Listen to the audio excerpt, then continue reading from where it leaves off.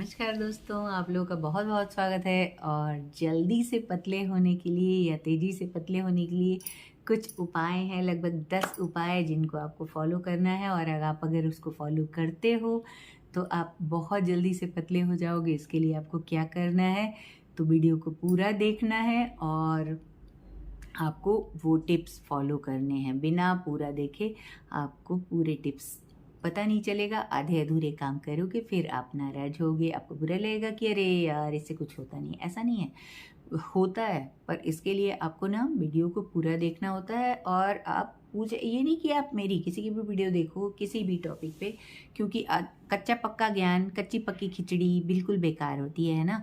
तो आप पूरा खिचड़ी पकाओ फिर अपना काम करो तो ही मज़ा आएगा ना। कच्ची खिचड़ी खा के कैसा लगेगा बताओ। तो पूरी पकी हुई खिचड़ी खाओ, यानी वीडियो को पूरा देखो और उसको फॉलो करो और वेट घटाओ, है ना। तो आइए कुछ बातें हैं जिनको करते हैं। सबसे पहले तो पानी भरपूर पीते हैं, माइंड मेकअप करते हैं पहली बात। दूसरा, पानी भरपूर पीते हैं, मैक्सिमम 8 से 10 ग्लास करते हैं।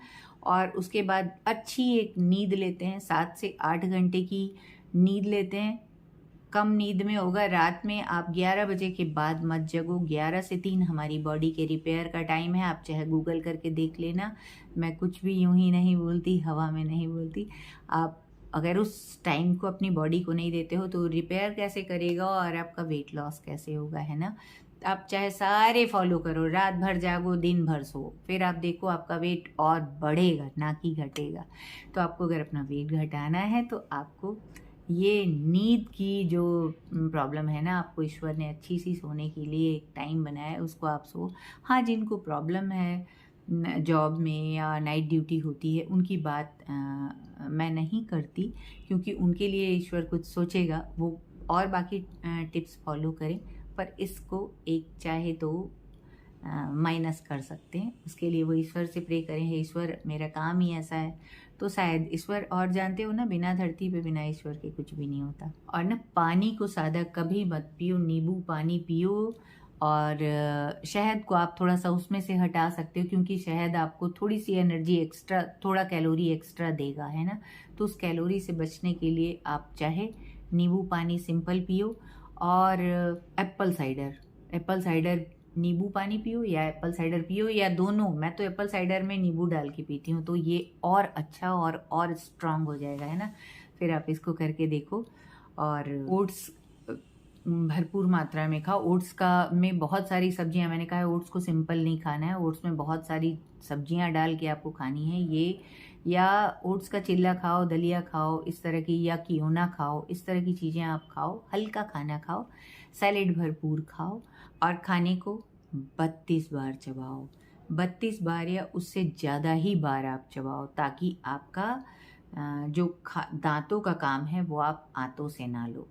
दांत से जब आप पीस के दोगे तो आंतों को मेहनत कम पड़ेगी और हमारा मेटाबॉलिज्म चुस्त दुरुस्त रहेगा। वरना दांतों का काम जब हम आंतों से लेते हैं तो हमारा मेटाबॉलिज्म स्लो हो जाता है ना। जो और वो चीज़ खाओ, जैसे रोटी है तो खूब ज़्यादा सीखी हुई, आप ऐसे करके देखना, ये आपको कोई नहीं बताएगा, बेसिक चीज़ है। और लोग तो चाहेंगे कि आप जुटे रहो उनके वीडियो में और आपका वेट ना कम हो, आप या थोड़ा सा कम हो। तो आप ऐसा करना, जो भी चीज़ आप पानी में डालना, 2-4 घंटे छोड़ देना, जो जल्दी फूल के गल जाता है वो चीज़ आपको जल्दी हजम होती है। और जो चीज़ आप जितनी देर में फूलेगा उतना ही ज़्यादा वो पचने में आसानी नहीं होगी, दिक्कत होगी। जैसे आप खड़े चने को डाल दो पानी में तो वो कभी नहीं गलेगा, आप पिसा हुआ डाल दो, गल गुल के बराबर हो जाएगा, सड़ जाएगा फटाक से। इसी तरह कोई भी चीज़ दांत से खूब ज़्यादा 32 बार या उससे ज़्यादा चबाना है, ये हम बचपन से अपने नाना से सुनते आ रहे हैं। और नाना से भी पहले बाघ भट्ट जी ने अपने किताब में लिखा है, बाघ भट्ट जी ने लिखा है। आप चाहो तो गूगल पे इसको भी करके देख सकते हो, मैं यूँ ही नहीं बोल रही ये भी। और मैं तो अपने नाना से सुनते सुनते बड़ी हुई कि खाने को 32 दांत भगवान ने इसलिए दिए हैं कि वो 32 बार चबाओ, वो ये कहा करते थे। और बाघ भट्ट जी कहते हैं दांतों का काम हाथों से मत लीजिए, दांत जितना अच्छा चबाएगा हमारे दांत भी मजबूत होंगे, जबड़े का एक्सरसाइज होगा और खाना जल्दी से हजम होगा। 6वां या 7वां चीज़ है कॉन्स्टिपेशन से बचें। कॉन्स्टिपेशन से बचने के लिए आपको भरपूर मात्रा में सैलेड खाना होगा, क्योंकि हमारा पेट हल्का रहेगा तो ही हमारा मेटाबॉलिज्म दुरुस्त होगा। इसलिए कॉन्स्टिपेशन से बचने के लिए खूब सारे फाइबर खाएं। फाइबर में खूब सारे सैलेड खाएं, भुने हुए चने खाएं, ये सब आपको भरपूर मात्रा में इनसे फाइबर मिलेगा। कुछ ऐसे खाना जरूर खाएं जिनसे पेट में हमारे गुड बैक्टीरिया बनता हो। उसके लिए आपको क्या करना है, तो दही खाना है। दही में आपको पता प्रोटीन भी होता है, और दही में लैक्टोबैसिलस एक कीड़ा होता है जिससे दही जमती है। वो हमारे पेट के लिए बहुत ज़रूरी चीज़ है, हमारे पेट में होता है। वरना देखना, जब पेट खराब होता है, आपने देखा होगा कि डॉक्टर लैक्टोबैसिल का पाउडर देते हैं, पाउच होता है 1 ग्राम का। तो सेम यही चीज़ दही में हमें मिलेगा। और आप इडली वगैरह खा सकते हो, जिसमें खमीर वाली चीज़ आप खा सकते हो, जिसमें प्रोबायोटिक्स होता है, जो हमारे गट हेल्थ के लिए बहुत ज़्यादा अच्छा होता है। गट हेल्थ यानी हमारे पेट हाजमा सिस्टम के लिए, हमारी आंतों के लिए। तो इसलिए इस तरह की चीज़ें खाएं, लाइट चीज़ खाएं। मैंने कहा ना, लाइट चीज़ खाना है। और खाने को जैसे है, मान लो इस 1 कटोरी खाना खाते हैं हम, इस 1 कटोरी खाने को हम 4 बार डिवाइड करेंगे। उसको मतलब खाने को थोड़ा थोड़ा खाएंगे, एक बार में पेट में ठूस के खाना नहीं खाएंगे। इतना खाएंगे कि हमारी भूख भी मिट जाए, और खाने की भूख बनी भी रही, खाने की एक तृष्णा बनी रहेगी, और खाना है और खाना है। खाने को, पेट का जो हिस्सा है ना, वो पूरा खाना से ना, 2 हिस्सा खाना, 1 हिस्सा पानी और 1 हिस्सा हवा के लिए छोड़ा जाता है पेट में। ये कहा जाता है हमारे, मतलब बागबट जी ये कहते हैं। तो ऐसा हमको मानना चाहिए कि हमें 2 भाग खाना, 1 भाग पानी और 1 भाग हवा के लिए छोड़ना चाहिए, ताकि मेटाबॉलिज्म दुरुस्त रहे, हवा आ जा पाए। वरना खाना पेट में सड़ेगा, आप भर के ठूस के खाओगे। अक्सर आपने देखा होगा, जो बहुत ज़्यादा खाना ठूस ठूस के खाते हैं, उनके बहुत गैस बनती है और बार बार गैस पास होती है, या बहुत डकार लेते हैं ना। ये दोनों, चाहे ऊपर चाहे नीचे से, गैस बहुत बनती है। तो इसलिए खाना को ठूस के मत खाइए, थोड़ा थोड़ा खाइए। उस खाने को डिवाइड कर लीजिए 3-4 पार्ट में, और आप खूब चबा चबा के उसको खाइए, है ना। खाने के लगभग 1.5 घंटे के बाद, 1 घंटे 1.5 घंटे के बाद पानी पीजिए। ऐसा मैं खुद भी करती हूँ, अपनी लाडली के साथ भी करती हूँ। तो छोटू जो भी स्पेशल चाइल्ड ऐसा कर सकती है, तो आप क्यों नहीं कर सकते, आप भी कर सकते। और जैसे ना, पानी वाले, जो इस समय का जो गर्मियों का सीज़न है, इसमें बहुत सारे ऐसे फ्रूट्स आते हैं जो बहुत ज़्यादा हमारी बॉडी को हाइड्रेट करते हैं। जैसे है नारियल पानी है, ये तरबूज, खरबूजा, ये सब बहुत आ रहे हैं ना इस समय। ये खूब खाइए आप, जिससे बॉडी आपकी हाइड्रेट भी रहेगी, आपका पेट भी बहुत जल्दी से भर जाएगा, और आप मोटापे से भी बचेंगे।